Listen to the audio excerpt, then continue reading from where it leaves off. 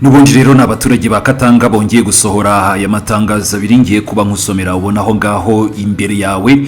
Ihuriro ry'abanyakatanga cyangwa se bloc Katangizi rirahamagarira byihutirwa abanyakatanga bose kwerekana ishema ryabo no guhaguruka nkuko abayobozi babiri bakomeye cyane baturutse muri ako karere ngo babikoze. Abo nabarimo Perezida Joseph Kabila Kabange na Guverineri Moise Katumbi Chapwe bashimiwe cyane rwose ku gikorwa cy'amateka cyo kongera kwegerana. Iri huriro kandi ryanasabye gukomeza uwo murongo mwiza ndetse niyubaka mu nyungu ry'akarere ka Katanga ndetse rero no mu nyungu z'igihugu cy'abanyabigwi ngo mu kubaka amateka barimo rero nk'uwitwa Simo Kibangu na Patrice Rumumba na Laurent Desire Kabila. Iri huriro ry'abanyakatanga ngo rikomeje kugaragaza ukwemera kwaryo ku butegetsi bushingiye ku mashami cyangwa se federalisme, no kuvuga ibijyanye no kuba bakwigenga nk'intara. Ni ku munsi w'ejo twanabigarutseho ko hari n'abandi bakomeje kugenda babitangaho ibitekerezo. Katanga rero yongeye kubishimangira bavuga ko ari byo bashyize imbere mu rwego rwo kugira ngo bagire uburenganzira bwabo bwo kwigenga.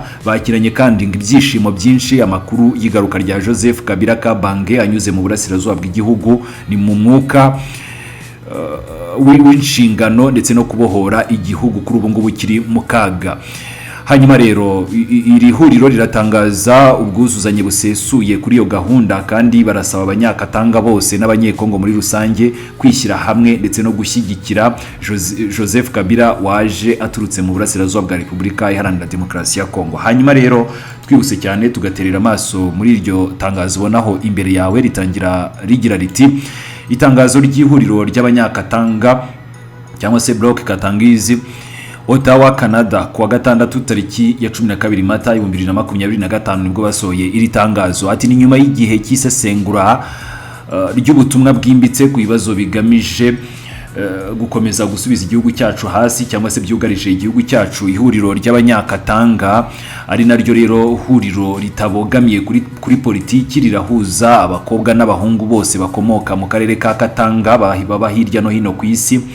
Rifite intego yo guteza imbere ubutegetsi bushingiye ku mashami cyangwa se ku ntara zigenga, federalisme n'uburenganzira bwo kwigenga cyangwa se autodetermination. Ati rwose ryateraniye hamwe mu nama idasanzwe yabereye muri Ottawa mu gihugu cya Canada kuwa gatandatu tariki ya 12 Mata 2025 rishingiye ku byemezo byafatiwe mu nama yabereye i Johannesburg kuwa kabiri kugeza ku ya 3 Mata 2025 kandi rero ryihanangiriza umuryango mpuzamahanga n'uwa Kongo. Ihuriro ry'abanyakatanga ni mu rwego rwo kugira ngo ryumvwe kandi ibyo rivuze bigomba gushyirwa mu gaciro. Ni ibingibi bikurikira: icya mbere ngo kuva habaho ihererekanya ry'ubutegetsi mu mahoro hagati ya Joseph Kabila na Perezida Felix Antoine Tshisekedi Chilombo, ngo igihugu cyacu kinjiyemo ibibazo bikomeye cyane kandi bikomereye igihugu mu buryo bwinshi, cyane cyane mu turere two mu majyepfo n'iburasirazuba bw'igihugu,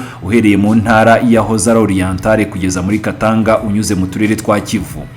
Ati iyi crise cyangwa se iki kibazo kimaze gutwara ubuzima bw'abantu benshi cyane, gikomeje kugaragaramo yicwa ry'uburenganzira bwa muntu ndetse n'imvururu zatumye abantu benshi bahunga ibyabo.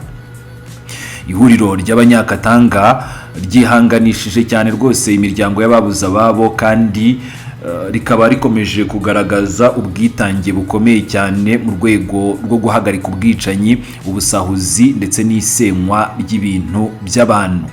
Ingingo ya kabiri bati ihuriro ry'abanyakatanga ryemeza ko iyi crise igomba gusa gufatwa nk'ikibazo cya gisirikare cyangwa se cy'ubukungu. Ntabwo igomba gufatwa nk'ikibazo cya gisirikare cyangwa se cy'ubukungu gusa, ahubwo ko hari n'ikibazo cy'umutimanama, urukundo rw'igihugu ndetse no kwitangira abaturage. Ati iki kibazo kirakomoka ku kunanirwa gukomeye cyane k'ubuyobozi bwa Perezida Felix Antoine Tshisekedi Chilombo bwaranzwe n'irondabwoko, guha imyanya abantu b'umuryango umwe gusa cyangwa se nepotisme, ruswa, kwikubira umutungo w'igihugu, gusahura umutungo kamere wa Katanga, ubwicanyi buteguye, gushimuta abantu, kubohereza mu buhungiro ku gahato ndetse no gufunga abantu nta mpamvu. Ati ibyo byose bikaba bigamije gukomeza gucamo igice abaturage ba Repubulika Iharanira Demokarasi ya Kongo, kandi bikaba byiganjemo ibibera cyangwa se byibasira abaturage b'abanyakatanga. Gatatu,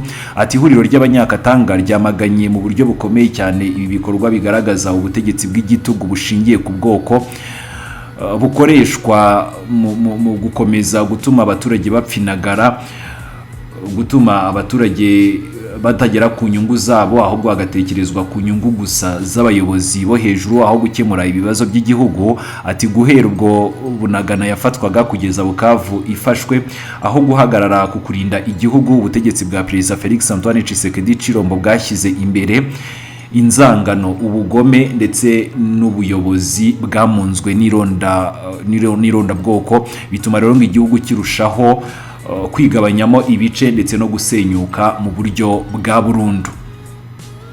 Abanyakatanga kuri iyi page ya kabiri bakomeje bagira bati ihuriro ry'abanyakatanga cyangwa se Bloc Katangize riributsa ko kuva bwana Perezida Felix Antoine Tshisekedi Chilombo yajya ku butegetsi, akarere ka Katanga kagiye kinjirwamo bucece n'abantu baturutse mu ntara ya Kasai mu buryo bwa buhoro buhoro kandi bwateguwe neza.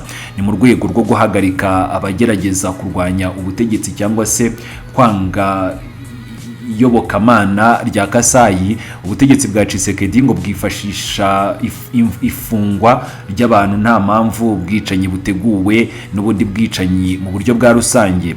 Ati ibi bibazo rero bikabije byakomeje kwibasira Katanga, byakomeje kugaragaza igitugu n'ubwoba bukabije, aho rero abashaka kuvuga barenganywa mu buryo bukomeye cyane. Ati hariho nk'igisirikare cyihariye cyimbitse, nubwo wenda nta etat de siège yatangajwe mu buryo bwemewe n'amategeko, ariko nanone ngo ni igisirikare cyatangajwe ku mugaragaro, ariko nanone bikaba bibuza uburenganzira bw'abanyakatanga kuko bisa naho bayobowe n'igisirikare mu buryo butagaragazwa, kandi rero ngo amakosa yose n'ibibazo bikomeje kugenda biza ku banyakatanga no ku butaka bwabo bwite. Gatanu, Bloc Katangize yamaganye bikomeye cyane impunzi za burundu zatewe ku banyakatanga, kimwe rero nuko bangirwa guhabwa pasiporo mu buryo buhoraho kandi bushyizwe ku murongo. Ati abantu b'intangarugero barimo nk'uwahoze ari Perezida wa Repubulika Joseph Kabila Kabange, Guverineri wahoze ayobora Katanga Moise Katumbi Chapwe n'abandi banyakatanga benshi b'abagabo b'intwari bahatiwe kujya mu buhungiro kandi babujijwe uburenganzira bwabo bw'ibanze. Ati ni muri urwo rwego rero ihuriro ry'abanyakatanga ryongeye kwamagana bikomeye cyane iyimurwa ku ngufu ndetse no gufatwa ku gahato kwa Pasiteri Daniel Ngoyi Murunda wafatiwe muri Zambia, ubu ngubu akaba afungiwe mu ibanga muri imwe muri gereza zikomeye cyane za Ntare iherereye ngo muri Kasai, yitwa Ntare za Kasai, aho rero yimwa uburenganzira bwo gusurwa cyangwa se gufashwa mu buryo bwa kimuntu.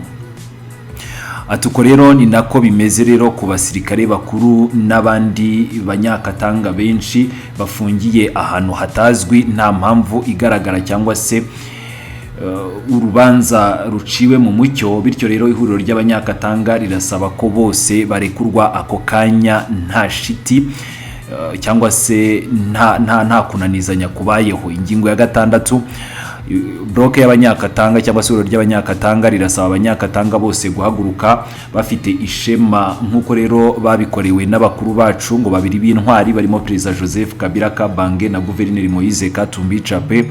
Ati tukaba dushima cyane uwo mwanzuro wo kwerekana kwabo ko noneho biyemeje kongera kudushyigikira. Ihuriro ry'abanyakatanga rirashishikariza gukomeza uwo murongo wubaka kandi wunga ubumwe ni ku nyungu z'abanyakatanga n'igihugu cyubakiwe ku butwari nk'uko byakozwe na Simo Kibangu, Patrice Lumumba ndetse na Laurent Desire Kabila. Ingingo ya nyuma bati ni mu gihe ibibazo bikomeje gufata indi ntera ikomeye kandi ni nyuma yo kumenya icyemezo cy'umuhungu wacu w'intwari Joseph Kabila cyo kugaruka mu gihugu anyuze mu burasirazuba bwa Repubulika Iharanira Demokarasi ya Kongo kugira ngo agire uruhare mu gushaka umuti w'iki kibazo. Ihuriro ry'Abanyakatanga ririshimira cyane icyo cyemezo kandi risaba Abanyakatanga bose ndetse n'Abanyekongo bose muri rusange kumushyigikira muri urwo rugendo, bamushyigikira aho azaba ari hose mu gihugu. Ingingo ya 8 hari indi ngingo iragira iti ni mu gusoza ihuriro ry'Abanyakatanga ritangaje kandi ryemeje guhagurukira hamwe nk'igihugu cyose rishingiye rero ku ngingo ya 64 y'itegeko nshinga kandi ryiyemeje guharanira ko Abanyakatanga mu buryo bushoboka bwose haba inyungu ndetse n'ibyifuzo byimbitse by'Abanyakatanga mu nyungu rusange z'umuryango w'Abanyekongo bose muri rusange.